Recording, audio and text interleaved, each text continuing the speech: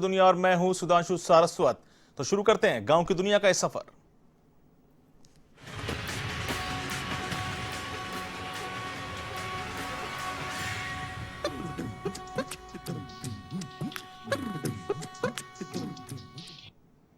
इस बुलेटिन में लेकिन सबसे पहले बात करेंगे हम केंद्रीय वित्त राज्य मंत्री अनुराग ठाकुर शनिवार को कोटा दौरे पर पहुंचे। यहां उन्होंने लोकसभा अध्यक्ष ओम बिड़ला के पिता को श्रद्धांजलि दी। साथ ही कोटा में आयकर विभाग के अधिकारियों के साथ बैठक भी ली। बैठक में वित्त मंत्री अनुराग ठाकुर ने योजनाओं की समीक्षा की। साथ ही फेसलेस असेसमेंट स्कीम और विवाद से विश्वास योजना की प्रगति रिपोर्ट की समीक्षा की। तो वहीं बैठक में प्रधान मुख्य आयकर आयुक्त सुमंत सिन्हा भी मौजूद रहे। उन्होंने मंत्री अनुराग ठाकुर के समक्ष प्रगति रिपोर्ट पेश की।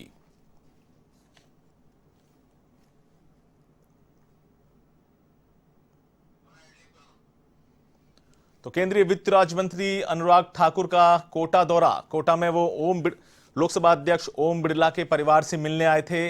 ओम बिड़ला जो है उनके पितृ शोक हो गया था। वहीं अनुराग ठाकुर ने कई योजनाओं की समीक्षा की। फेसलेस असेसमेंट स्कीम की प्रगति रिपोर्ट पर चर्चा की गई।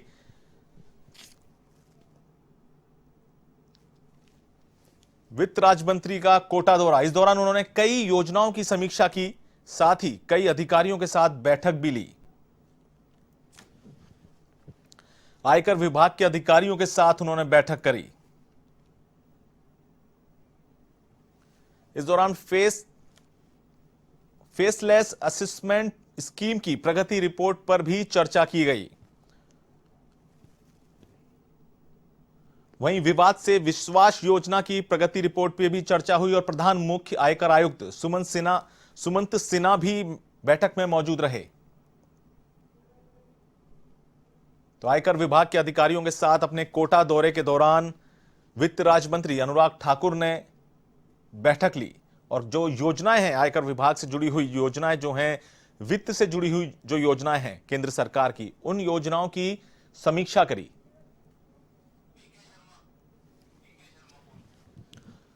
और इस खबर पर ज्यादा जानकारी के लिए हमारे साथ हमारे संवाददाता बीके शर्मा मौजूद हैं। बीके, ये जिस तरह से जो वित्त राज्य मंत्री अनुराग ठाकुर आए इस दौरे में, उन्होंने कई जो स्कीम्स हैं, जो वित्त से जुड़ी हुई स्कीम है या इनकम टैक्स विभाग की जो स्कीम है, उनकी समीक्षा करी। क्या जानकारी आपके पास है? सुधांशु, ये सबसे बड़ी बात है कि ये दो बड़ी स्कीमें आयकर विभाग ने पिछले दिनों जारी की थी। फेसलेस असेसमेंट स्कीम और विवाद से विश्वास स्कीम।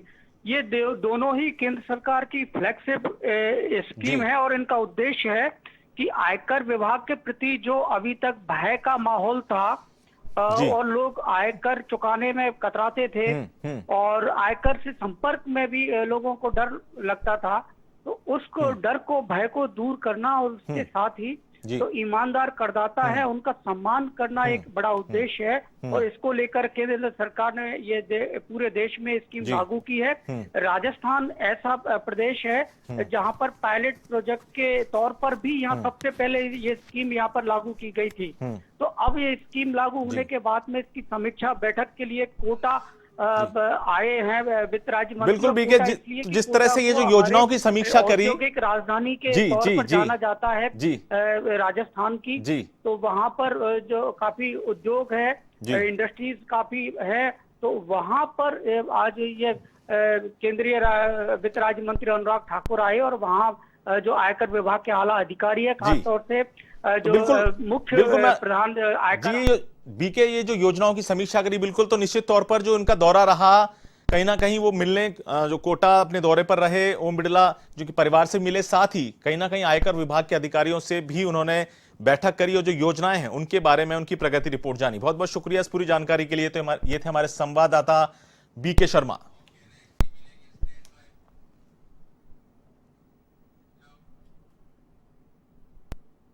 और बात करेंगे रणथंभौर की। रणथंभौर में टाइगर सफारी में कैसा खेल, टाइगर को देखने वाले लोग ही टाइगर के दुश्मन बन रहे हैं। जिप्सी वाले कर रहे हैं टाइगर का पीछा। टाइगर के आगे और पीछे चल रही हैं जिप्सियां। जिप्सियों में बैठे हैं बड़ी संख्या में पर्यटक। सभी पर्यटक कर रहे हैं टाइगर को जंगल से बाहर निकालने का प्रयास, जबकि जिप्सी चालकों को खुद पर करना चाहिए नियंत्रण। तो कहीं ना कहीं जिप्सी चालकों का था ये दायित्व, लेकिन वो दायित्व उन्होंने नहीं निभाया। तो रणथंभौर में जिस तरह की जो तस्वीरें सामने आई हैं, इससे साफ नजर आ रहा है कि जो लोग बैठे हैं जिप्सी में, जो लोग देखने आए हैं रणथंभौर नेशनल पार्क को, टाइगर को सामने से देख रहे हैं, वो उनका जो व्यवहार है वो संयमित नहीं है। वो खेल करते नजर आ रहे हैं इसमें टाइगर के साथ।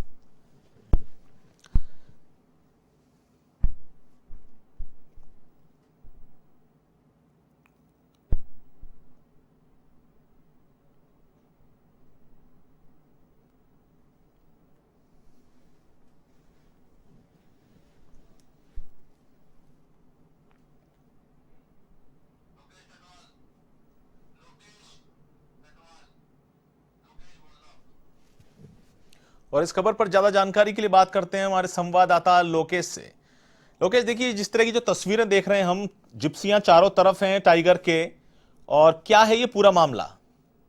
जी सुधांशु, इस मैं पूरे मामले में बताना चाहूंगा कि यह वीडियो जो व्हाट्सएप पे वायरल हो रहा है जी। और इस वीडियो से सामने उजागर हुआ है कि किस तरह रणथंभौर नेशनल पार्क में जंगल राज चल रहा है, किस प्रकार वन अधिकारी मॉनिटरिंग, उनकी मॉनिटरिंग की पोल खुलती नजर आ रही है कि आखिर एक बाघ जो जंगल से अपने रास्ते पे चल रहा है उसको किस बेकदरी से जिप्सियां उसका पीछा कर रही हैं और उसको बाहर की ओर खदेड़ रही हैं। जी। रणथंभौर में अधिकांश बार देखा जाता है कि रणथंभौर नेशनल पार्क से बाघ बाहर की तरफ जाता है और किसी न किसी आदमी को अपना शिकार बना लेता है। लेकिन कहीं न कहीं इस तरह के जो वीडियो सामने ये इसको उजागर करते हैं कि क्यों आखिर बाघ जंगल से बाहर निकल के और आबादी क्षेत्र में घुसते हैं, जहां जंगल सफारी के नाम पर टाइगर का पीछा करके उसे बाहर की ओर खदेड़ा जा रहा है, लगातार उसका पीछा किया। ये बताइए कि ये जो पूरा जो वाकया जो सामने नजर आ रहा है, स्क्रीन पर भी हम देख पा रहे हैं, क्या इसके बाद कोई कार्रवाई या किसी प्रकार का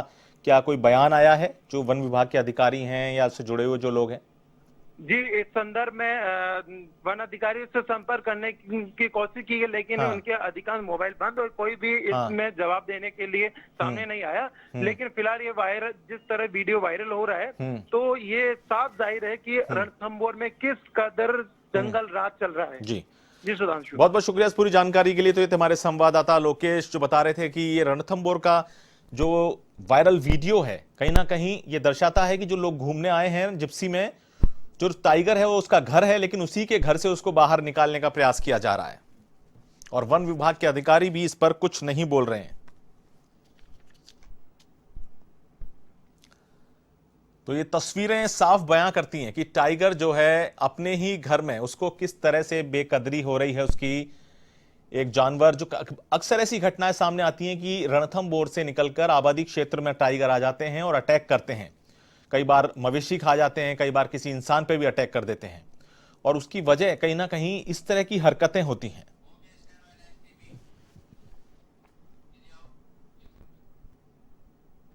करौली के सपोटरा में मृत पुजारी के परिजनों का धरना खत्म हो गया है। इससे पहले पीड़ित परिजनों ने अंतिम संस्कार से इनकार कर दिया था। पुजारी बाबूलाल के परिजनों का कहना था कि जब तक उनकी मांगें पूरी नहीं हो जाती वे अंतिम संस्कार नहीं करेंगे।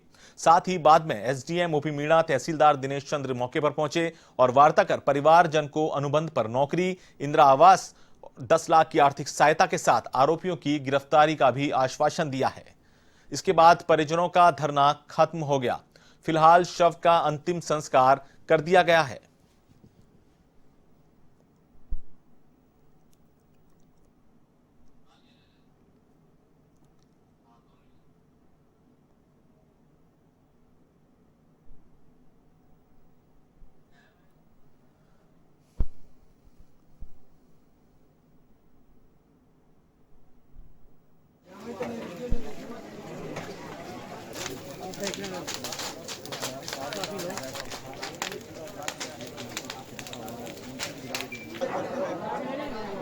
आराम से।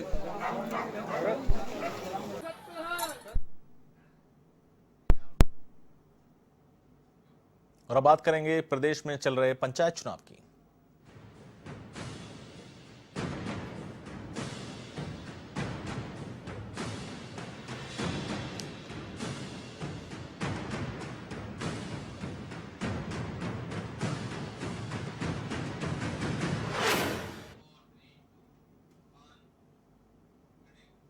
पंचायत चुनाव के चौथे चरण के तहत जोधपुर की 3 पंचायत समितियों में चुनाव हुए।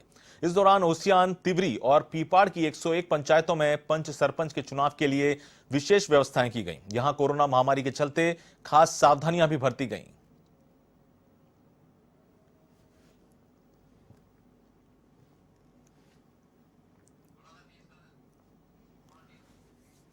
तो कहीं ना कहीं पंचायत चुनाव को लेकर जो सरगर्मियां हैं वो लगातार तेज हैं। चौथे चरण के लिए मतदान किया गया। गांव की सरकार बनाने के लिए ये पूरी कवायद की जा रही है। तो जोधपुर की 3 पंचायत समितियों में चुनाव संपन्न हुए। चौथे चरण का मतदान हुआ। गांव की सरकार बनाने के लिए जो लोग हैं उन्होंने वो घर से बाहर आए, वोट डाले। ये तस्वीरें बयान करती हैं कि जो लोग हैं वो गंभीर हैं अपने गांव की सरकार चुनने के लिए।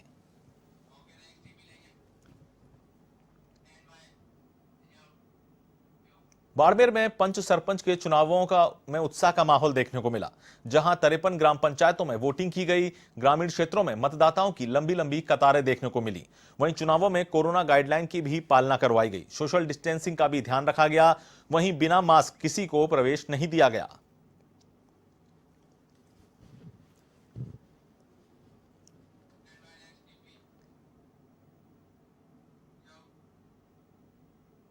पंचायती राज चुनाव के तहत बीकानेर की खाजूवाला पंचायत समिति की 31 ग्राम पंचायतों में मतदान हुआ।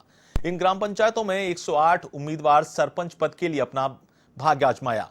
वहीं शांतिपूर्ण मतदान संपन्न कराने के लिए सभी मतदान केंद्रों पर भारी पुलिस जाब्ता भी तैनात रहा।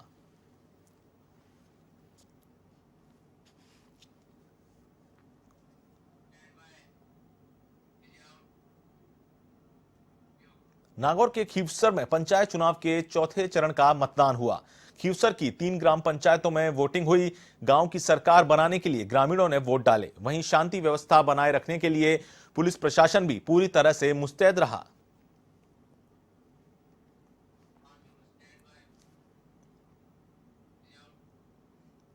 दौसा की बांदीकुई पंचायत समिति की सभी 26 ग्राम पंचायतों में गांव की सरकार चुनने के लिए मतदान हुआ। मतदान केंद्रों के बाहर मतदाताओं की कतार दिखी। वहीं कोरोना के चलते सोशल डिस्टेंसिंग का विशेष ध्यान रखा गया। साथ ही शांतिपूर्ण चुनाव संपन्न कराने के लिए पुलिस प्रशासन भी मुस्तैद रहा।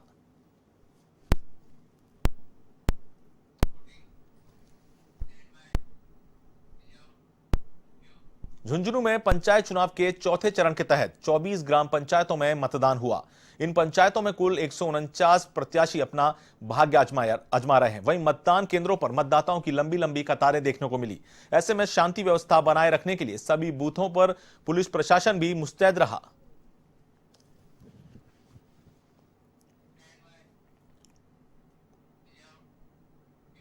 प्रदेश में पंचायत आम चुनाव 2020 के चौथे चरण के तहत मतदान किया गया।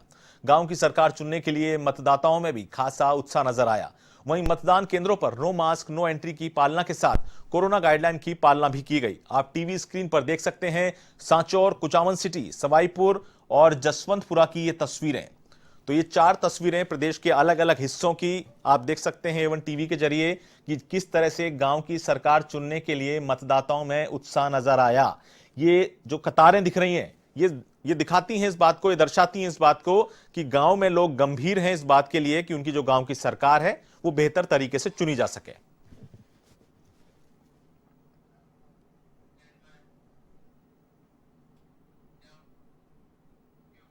प्रदेश में पंचायत आम चुनाव 2020 के चौथे चरण के तहत मतदान हुआ। गांव की सरकार बनाने के लिए मतदाताओं में खासा उत्साह देखने को मिला। वहीं मतदान केंद्रों पर नो मास्क नो एंट्री की पालना के साथ कोरोना से बचाव के उपाय भी किए गए। साथ ही प्रशासनिक अधिकारियों ने भी मतदान केंद्रों में व्यवस्थाओं का जायजा लिया। आप टीवी स्क्रीन पर देख सकते हैं पादुकलान, सेमारी, भीलवाड़ा और रलावता की ये तस्वीरें। ये 4 जगह की तस्वीरें आप टीवी स्क्रीन पर देख सकते हैं।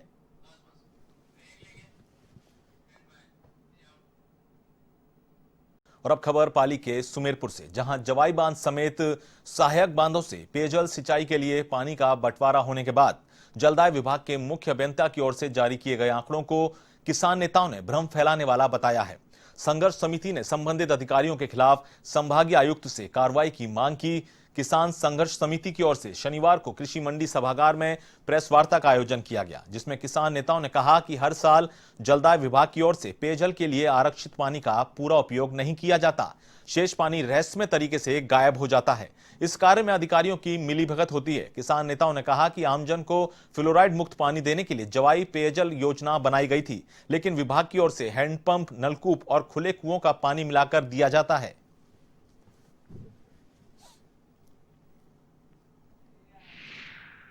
विभाग के एक बहुत ही जिम्मेवार अधिकारी द्वारा भ्रामक अखबारी खबर देने के बारे में किसानों का अपना मत स्पष्ट करने को लेकर रखी गई है, और उसमें आप पत्रकारों को तथ्यात्मक रूप से सारी चीजें कागज सहित आपको दी गई है, उसको आप लोगों को बताएं ताकि लोगों में इस तरह का कोई भ्रम पैदा नहीं हो। झालावाड़ के खानपुर में भाजपा मंडल की ओर से प्रशिक्षण शिविर का आयोजन किया गया। इसमें विधायक नरेंद्र नागर ने कार्यकर्ताओं से बातचीत की और कार्यकर्ताओं से केंद्र सरकार की लोक कल्याणकारी योजनाओं को जन जन तक पहुंचाने का आह्वान किया। विधायक नरेंद्र नागर ने कार्यकर्ताओं को कृषि कानून से संबंधित जानकारी भी दी।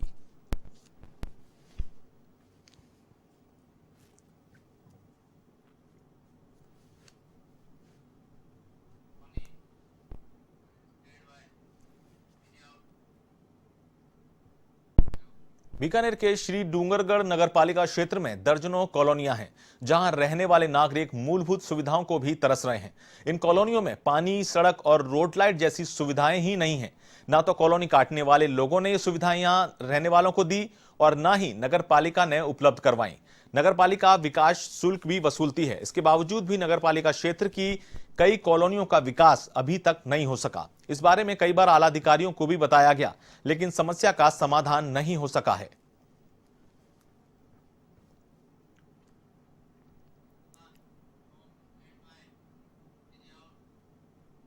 और अब खबर टोंक के देवली से, जहां कल्याणपुरा गांव के ग्रामीणों ने विद्यालय के लिए आवंटित की गई खेल मैदान की भूमि को निरस्त करवाने की मांग को लेकर जिला कलेक्टर को ज्ञापन सौंपा।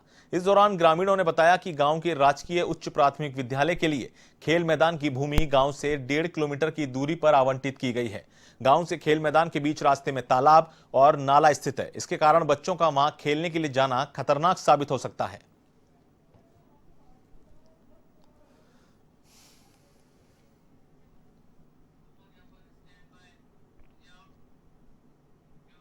जोधपुर के फलौदी स्थित लोहावट क्षेत्र में दुष्कर्म के बाद शव रेलवे ट्रैक पर फेंकने के मामले ने तूल पकड़ लिया है। दरअसल बजरंग दल समेत स्थानीय लोगों ने मृतका के परिजनों को न्याय दिलाने की मांग को लेकर उपखंड कार्यालय पर जमकर विरोध प्रदर्शन किया। इस दौरान रेलवे स्टेशन रोड पर जाम के हालात पैदा हो गए। वहीं विरोध प्रदर्शन के बाद समाज के लोगों ने सीएम के नाम एसडीएम को ज्ञापन भी सौंपा।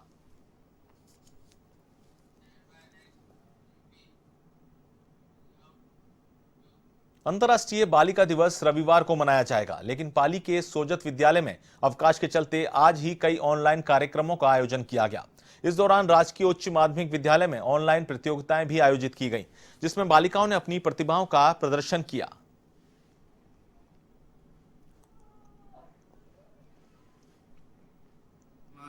मुख्य जिला शिक्षा अधिकारी पाली के निर्देशानुसार स्थानीय विद्यालय में अंतर्राष्ट्रीय बालिका दिवस के अवसर पर ऑनलाइन बालिकाओं से प्रतियोगिता के लिए प्रविष्टि आमंत्रित की गई। उसमें विद्यालय की बालिकाओं ने बढ़ चढ़ कर भाग लिया।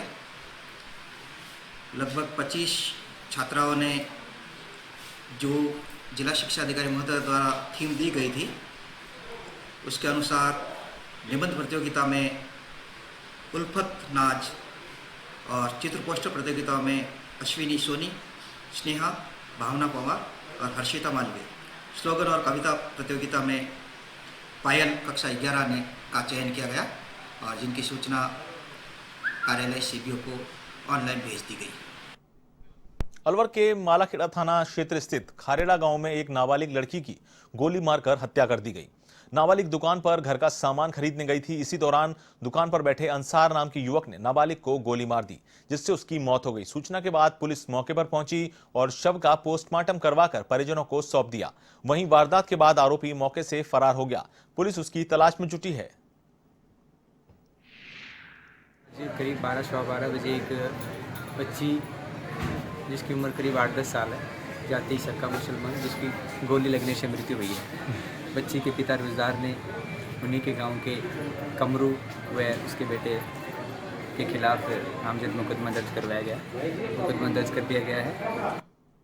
भरतपुर के रूपवास कस्बे में भरतपुर रोड पर एक ट्रेलर ने बाइक सवार को टक्कर मार दी। इस हादसे में बाइक पर सवार दंपति की मौत हो गई, जबकि एक बच्ची घायल हुई। घटना के बाद ट्रेलर चालक मौके से फरार हो गया। पुलिस के मुताबिक यह हादसा भरतपुर रोड पर हुआ। ट्रेलर धौलपुर से भरतपुर जा रहा था। इस हादसे में बाइक सवार महिला और पुरुष की तो मौके पर ही मौत हो गई, जबकि बाइक पर बैठी 1 साल की बच्ची को सिर्फ मामूली खरोंच आई, जिसे प्राथमिक उपचार के बाद छुट्टी दे दी गई।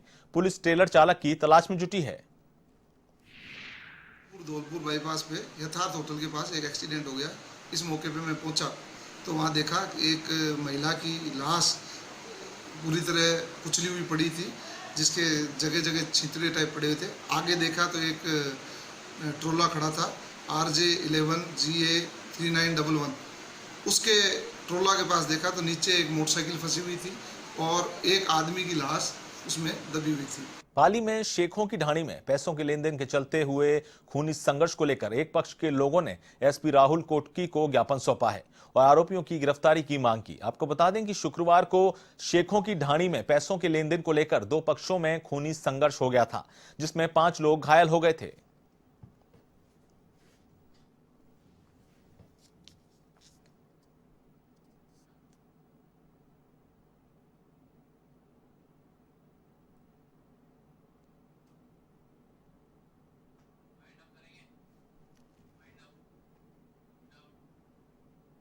गांव की दुनिया में फिलहाल इतना ही। मुझे दीजिए इजाजत। नमस्कार।